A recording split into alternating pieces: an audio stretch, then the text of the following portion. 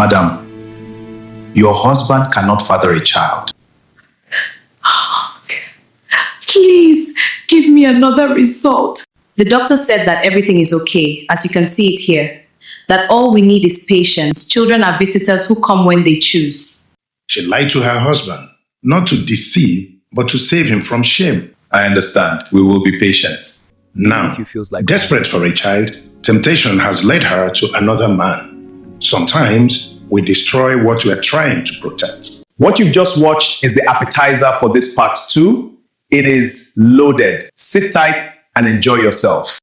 She was angry with her husband's confession of cheating, but when she remembered her own secret, she calmed down. She recalled how her heart somersaulted at the sound of his voice. He was her pride and still is.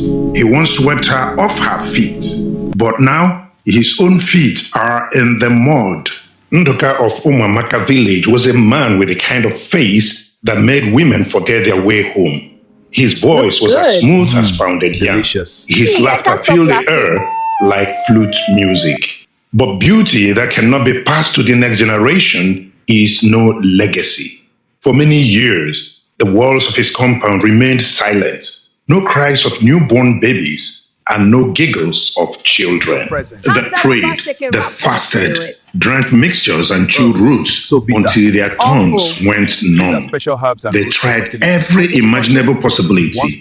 Even the woman who claimed to speak the language. I speak the language of their unborn. They obey me. Take them. They will bring you your own. Thank you. We will cherish them. Emptiness remained. His wife, Adaọra, suffered in silence. God, why have you closed my womb? Though tradition gave them an option, why must I bear they this never gave pain? it a thought. Then one quiet evening, Adaọra gently said to Ndoka, My love, let us consider going to the city hospital. Maybe the answer to our childlessness hides where herbs do not reach. Yes, my love, that is a wise suggestion. They traveled like couples holding hands with hope. In the city, they found science waiting for them with open arms. Questions were asked, samples taken, tests done. The results will be ready in 3 days. As they were told. On the third day, Ndoka was away on a business trip to the city. Adaọra went to the hospital alone, humming hymns to calm her unsettled heart. Madam, the result is not looking good. The doctor said, adjusting his glasses. Adaọra's feet wobbled at the thunder. The test confirmed that your husband cannot father children. He is infertile. She took the result and whispered, Doctor, I can't show my husband this result. Hopelessness will swallow him. She pleaded passionately. Please print another one. Say it's partial infertility, that all we need is treatment and patience. Then give us something to drink. Anything. The doctor gazed at her and felt compassion. He said, Falsehood can cause pain. It's better to tell the truth and let the healing process run its course. But the truth is too heavy for his fragile ears. What good is truth if it breaks a man beyond repair? On the contrary, hope can be the treatment when science is silent, isn't it? Doctor, please. I understand your concern. The doctor saw her as a woman desperate to save her husband. He reasoned, she's not trying to deceive, but to protect the man she loves. With that, he acted with compassion. This is not right, but I feel your pain. Oh, doctor, thank you very much. I appreciate.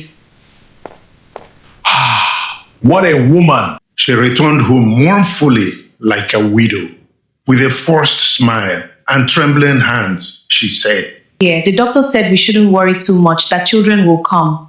I see. That's good news. That night, she lay beside him in silence. She watched him sleep. He will never know the battle she had just fought to save his pride. She wept, not only for herself, but also for the man she married. The man whose hope and happiness was tied to children. One evening, Adaọra was returning from a women's fellowship. The clouds groaned, the sky frowned, the trees bowed, and the roads became flooded. Adaọra's car coughed, jerked, and stopped. She stepped out, no umbrella, her elegant head tie tilted Like a collapsing shrine, she looked left, she looked right. No mechanic, no good Samaritan, just ruin. Then she spotted a flickering lantern beneath a small zinc shed. She ran toward it, holding her wrap as the rain slapped her face.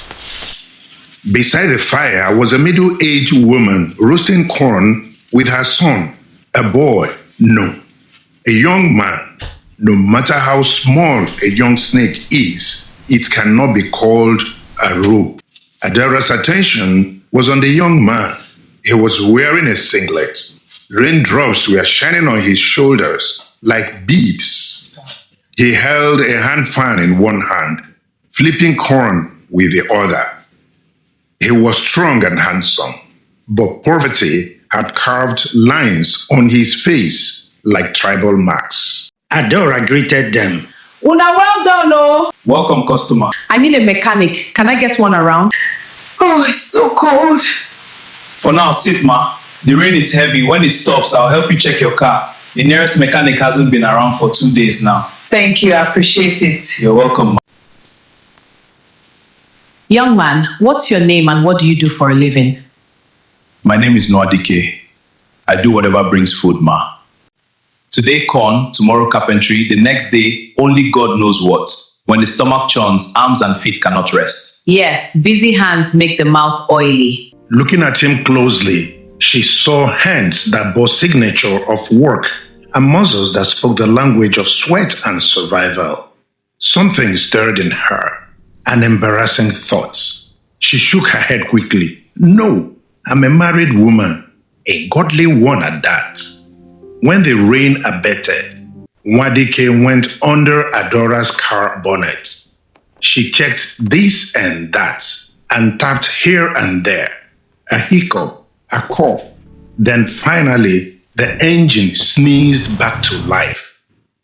He returned to the shed and gently led her to the car, shielding her with his body.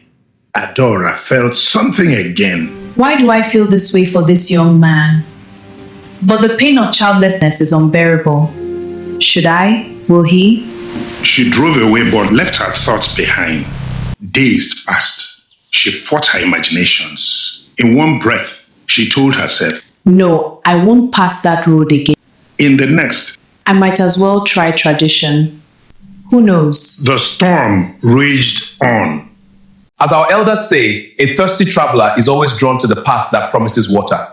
Our elders are wise. I'll come down, please. Adaọra's feet are sliding toward a river whose bed is unknown.